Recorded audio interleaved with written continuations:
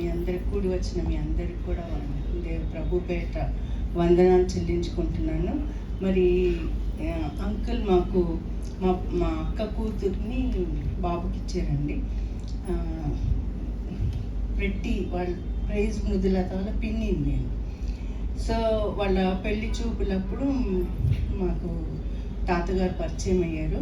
అయితే పెళ్లి చూపులకు వచ్చినప్పుడు తాతగారు అంటే జస్ట్ నేను ఆయన వాక్యంలో ఎంత ఇది అని అనేది మాకు తెలియదు.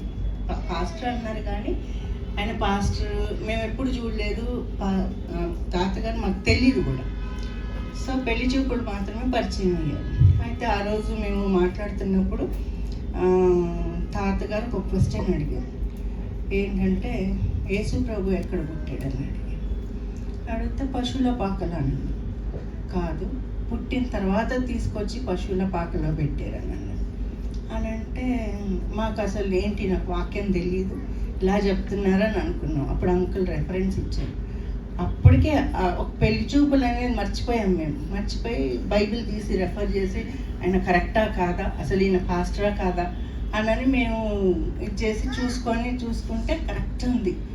అసలు మేము ఎంత మిస్టేక్ అయిపోయాము, అసలు బైబిల్లో మేము ఎంత ఇదిగా ఉన్నాము, వెనకబడి ఉన్నాము అని మేము అనుకొని అప్పుడు తాతగారు ఇంకప్పుడు మేము అనుకున్నాం మంచి పాస్టర్ గారు చాలా బాగా చెప్తున్నారు అని మేము చాలా సంతోషపడ్డాం. తర్వాత మా పెద్ద బాబుకి ప్రేయర్ చేశారు. పిల్లలు పుట్టలేదు, 2 years అయ్యింది. అయితే ప్రేయర్ చేశారు, మా బాబు పుట్టాడండి. తర్వాత తాతగారు ప్రేయర్ చేసిన తర్వాత మా చిన్న బాబు కూడా డిగ్రీ పాస్ అయ్యాడు. జాబ్ కోసమని ట్రై చేస్తుంటే తాతగారి దగ్గర ప్రేయర్ చేయించుకొని వెళ్దామని చెప్పి సండే ప్రేయర్ చేయించుకున్నాము. ఆ నెక్స్ట్ డే వాడు జనరల్గా వెళ్ళాడు ఇంటర్వ్యూకి. సెలెక్ట్ అవుతాడని మేము అసలు అనుకోలేదు. కానీ అన్ఎక్స్పెక్టెడ్గా విప్రోలో వాళ్ళు ఆ నైట్ ఉంచేశారు.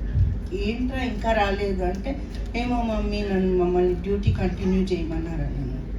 అసలు మేము అసలు మిరాకిల్ అనమాట అది. తర్వాత మా హస్బెండ్కి కిడ్నీ ప్రాబ్లం ఉందండి. అయితే ఫస్ట్ డయాలసిస్ 2021లో జరిగింది. అయితే ఆ తర్వాత డాక్టర్స్ అన్నారు వీక్లీ థ్రైస్ చేయాలి డయాలసిస్ అని అన్నారు. అని అంటే ఇంకా మేము అప్పుడు అక్క వాళ్ళు తాతగారికి ప్రేయర్ రిక్వెస్ట్ ఇచ్చారు.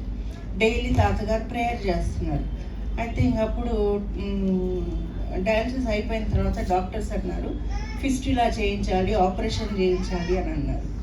అని అంటే సరే అని మేము వచ్చి మళ్ళీ చర్చ్కి వచ్చాము. తాతగారితో ప్రేయర్ చేయించుకున్నాము. తాతగారు అన్నారు మీరు ఫిస్టులా అదంతా ఏం చేయించొద్దు, తగ్గిపోతుంది అని అన్నారు.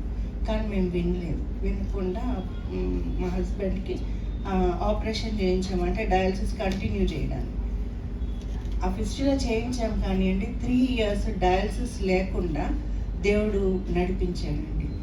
అసలు మేము చాలా బాధపడ్డాము. అనవసరం మేము వినలేదు, తాతగారి మాట వినలేదు అని చాలా బాధపడ్డాము. 3 years డయాలసిస్ లేకుండా ఉన్నారు. ఇప్పుడు డయాలసిస్ జరుగుతుంది కానీ చెప్తాం కదండి స్వయం కృతాపరాధం అని. పాల్ గారు మా హస్బెండ్ ఫుడ్లో జాగ్రత్తలు తీసుకోకుండా కొంచెం ఇదయ్యి దాని మూలాన డయాలసిస్ మళ్ళీ మొన్న స్టార్ట్ అయిందండి.